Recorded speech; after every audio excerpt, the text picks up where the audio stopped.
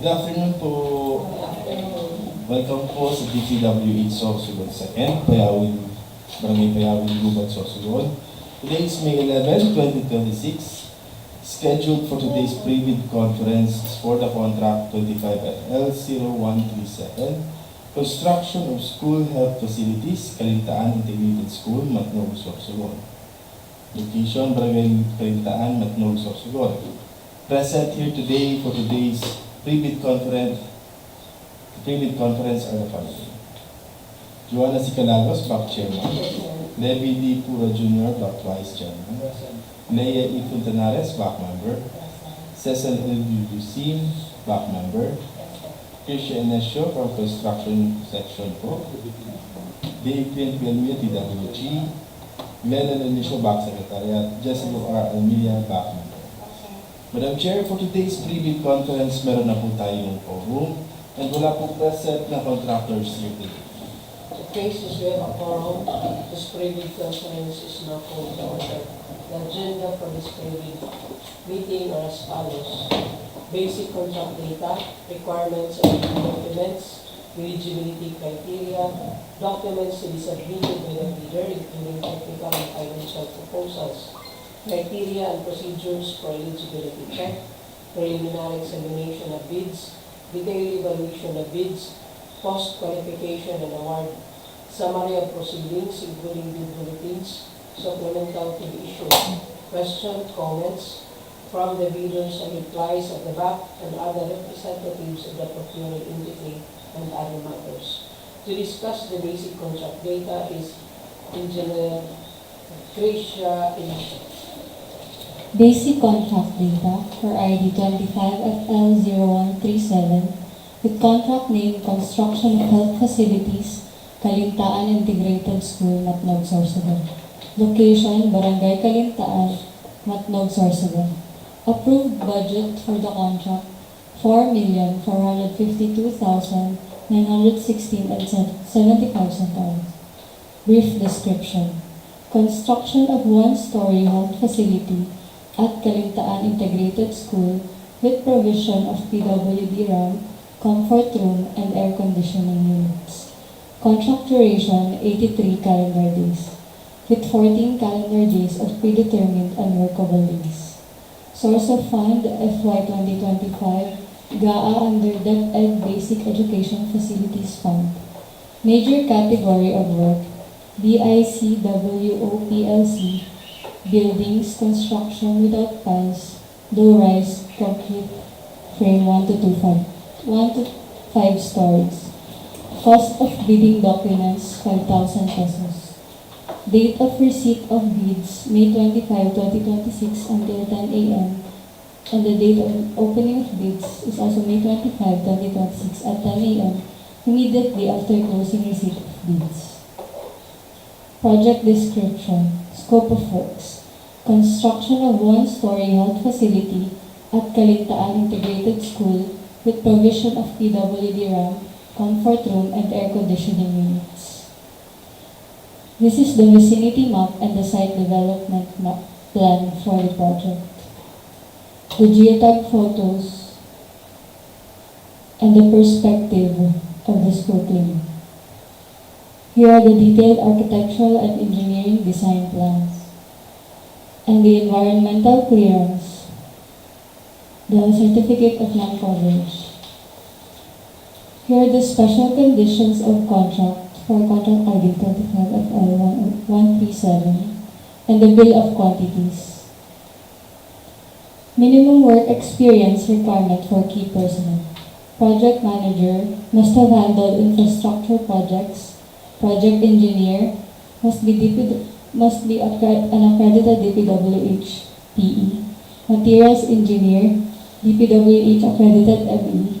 General construction foreman must have handled similar projects. Safety and health officer must have undergone 40 hours basic construction safety and health training. Minimum major equipment requirement: dump truck, all models 2 units. 1 bagger mixer 1 unit, welding machine 1 unit.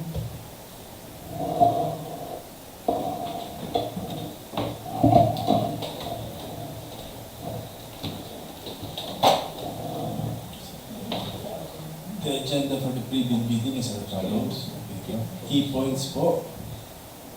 The lowest calculated response bid will be used as criteria for award. The amount for the advance payment is 50% of the total contract price to be made in lump sum. All progress payments shall be first charged against the advance payment until the later has been fully exhausted at the option of the procuring entity. The contractor shall submit program of work to the procuring entity within 10 days of delivery from the notice of award. The amount to be withheld for the late submission and receipt of bids. Sinusunod po natin ang two envelope system where the first envelope contains the eligibility and technical documents and the second envelope contains the financial proposals. Our bid validity is 120 calendar days from the date of the opening of bids. For serial markings of bid, ganyan po sa original documents. First envelope should be marked original technical. The second envelope should be marked original financial. All cost in a monthly envelope. Each envelope should contain the name of contract, the bid name and address of the bidder, recipient, the procuring entity, and the markings not open before the date, time of the opening of bids. Ganun din po sa ating copy 1. Lahat po yan, yung original bid and copy 1 bid shall be then enclosed in a smaller envelope. Each envelope shall contain the name of the contract or bid, name and address of the bidder, recipient, procuring entity, and the markings not open before the date and time of opening of bids. Unsealed, unmarked bid shall not be accepted. Not compressed and password protected shall not be accepted. Improperly sealed and marked bid shall be accepted, provided that the contractor acknowledges the condition of the bid as accepted as received by the bank. Improperly compressed and password protected shall be accepted. Submission and receipt of bids. For bid modifications must be submitted before the deadline of submission of bids. The bidder shall not be allowed to retrieve its original bid, however, shall submit new bid equally sealed, properly identified, linked to its original bid and marked as a modification. For letter of withdrawals must be received prior to the deadlines and receipt of bids. For bids withdrawn within the interval between the deadline and expiration of bid validity, the bid security shall be forfeited. For electronic submission of bids, bidders shall send another bid equally secured, properly identified, and labeled as modification of the previously submitted. The time indicated in the latest bid receipt page generated shall be the official time of submission. Meron po tayong two modes of submission of bid, either manual submission of bid or electronic submission of bids. The bidder may opt only one mode lang po sa pag-submit ng bids. For manual submission of bid, yan po ito Box Secretariat Office, DPWH Sorsogon 2nd District Engineering Office, Barangay Payawin, Lubang, Sorsogon. For electronic submission of bids, yan naman po sa electronic bids _Sorsogon 2 at dpwh.gov.ph. Eligibility criteria. To be eligible to participate in the bidding of contracts, the following persons or entities shall be allowed to participate. Duly licensed Filipino citizens or sole proprietorships, partnerships duly organized under the laws of the Philippines and of which at least 60% of the interest belongs to the citizens of the Philippines. Corporations duly organized under the laws of the Philippines and of which at least 60% of the outstanding capital stock belongs to the citizens of the Philippines. Cooperatives duly organized under the laws of the Philippines are persons, entities forming themselves into a joint venture as per section 52.4.2.1 of the INFRA of RA 12009. Foreign bidders may be eligible to participate in the procurement of infrastructure projects when provided for under any treaty or international or executive agreement as provided in section 4 of the Act of the IRR of RA 12009. Bidders must have a valid legal license, must have a single largest completed contract that is similar to the contract to be bid, at least 50% of the ABC. The single largest completed contract shall be supported by the owner's certificate of final acceptance, issued by the project owner other than the contractor, or a final rating of at least satisfactory in the CPES or a similar performance and monitoring system. Contractors under small A and small B categories will have similar experience, provided the cost of the contract to be bid is not more than the ARCC registration. Bidders must have an NFCC at least equal to the ABC of the contract bid. Eligibility and technical documents to be submitted by the bidders. Contractors, applicants who wish to participate in this bidding must be in the document request list, DRL, of the PhilJEP's website and secure a print-out copy showing that they are included in the list and are encouraged to enroll in the DPWH Civil Works application at the DPWH Procurement Service, 5th floor DPWH building, Bonifacio Drive, Port Area, Manila, while those who are already enrolled shall keep their records current and updated.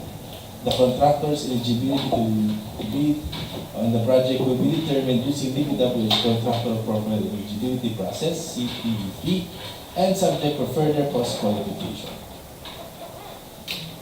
We encourage our bidders to enroll in the CWA to facilitate the fast evaluation of their eligibility. They are registered. These are the documents they have to submit. 1. PCAM license and registration in case of joint venture. 2. Statement of all its ongoing government and private contracts. 3. Statement of bidder's single largest completed contract. Computation of the NFCC, joint venture agreement, if applicable. If not yet registered naman po sa CWA, ito po mga documents ang kailangan submit. PhilJEP Certificate of Registration, Platinum Membership, in accordance with Section 20 of the IRR. PCAM license and registration in case of joint venture agreement. Statement of all its enrolling government and private contracts. Statement of bidder's single largest completed contract. Computation of the NFCC, valid joint venture agreement, if applicable. Mandatory requirements, documents comprising the bid and technical components. Bid security in a form of cash or manager's check, bank draft, bank guarantee, 2% of the ABC. Surety bond, callable upon demand, 5% of the ABC. Or you can submit po yung bid securing declaration. Please be guided po ng panibagong format ng ating bid securing declaration as per RA 12009. Project requirements, organizational chart for the contract to be bid, list of contractors' key personnel, list of contractors' major equipment units owned or leased or under purchase agreement. Latest General Information Sheet, GIS, reflecting the beneficial ownership information duly received by the Secretaries and Exchange Commission. For corporations lang po ito. For sole proprietorship po, hindi na po ito kailangan. ISO 9001:2015 certificate or its latest version as applicable as per Department Order 1110 Series of 2024. Omnibus Sworn Statement duly notarized. Please be guided po ulit ng ating panibagong format ng Omnibus Sworn Statement as per RA 12009. Submission of BIR receipt for renewal or tax clearance will not suffice in lieu of a valid tax clearance requirement. Submission of provisionary tax clearance issued by the BIR for bidding purposes is not acceptable form of tax clearance as per GPPB number 1 series of 2014. Dapat po tax clearance po talaga ang kailangan mo submit.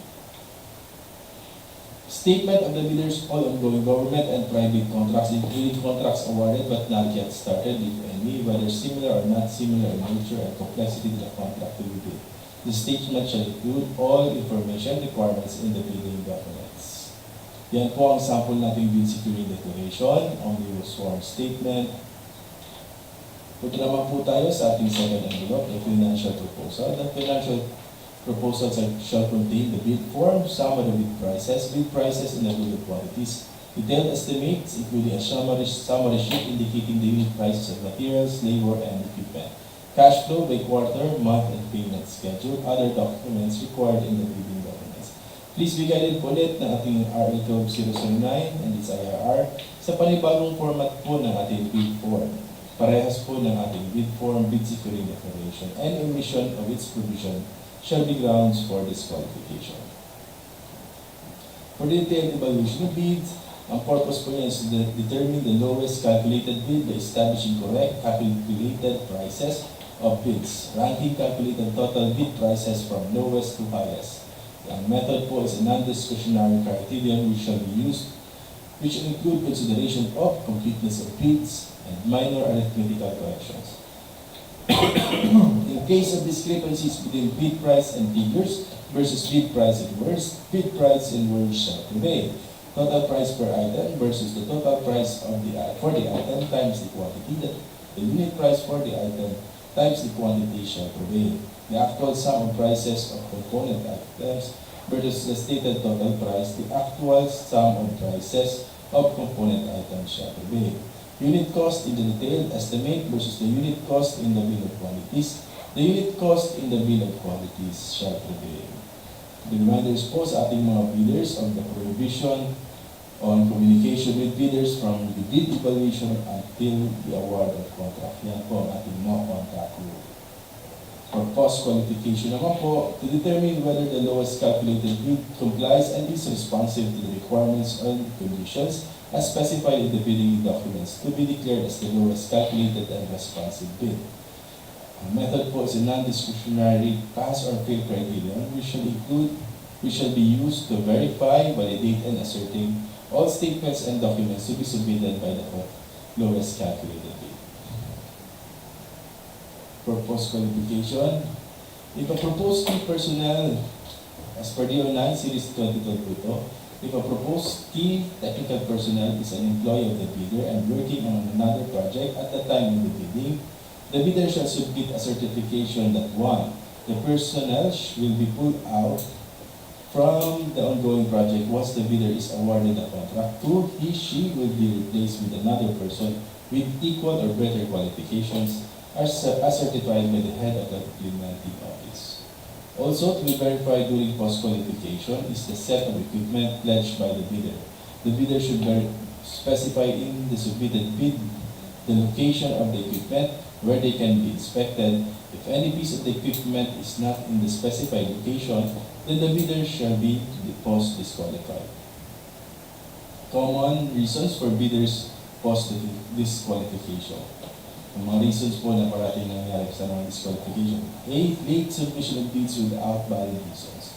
B. Submission of patently insufficient bids. Under patently insufficient bid po yan po ang submission of an expired certificate of electronic government electronic procurements, PhilJEPs registration, failure to include certificate of employment, contract agreement among permanent personnel and staff of the firm and curriculum detail, failure to submit the required bid form, submission of incomplete, insufficient, or defective documents due to non-inclusion or omission of mandatory provisions and statements for the required bid forms. Submission of bid form, bid securing declaration, omnibus form statement, by joint venture agreement without the name, legal capacity, and signature of the bidder or its authorized representative. Nomination of key personnel of a profession different from what is required by the bidding documents.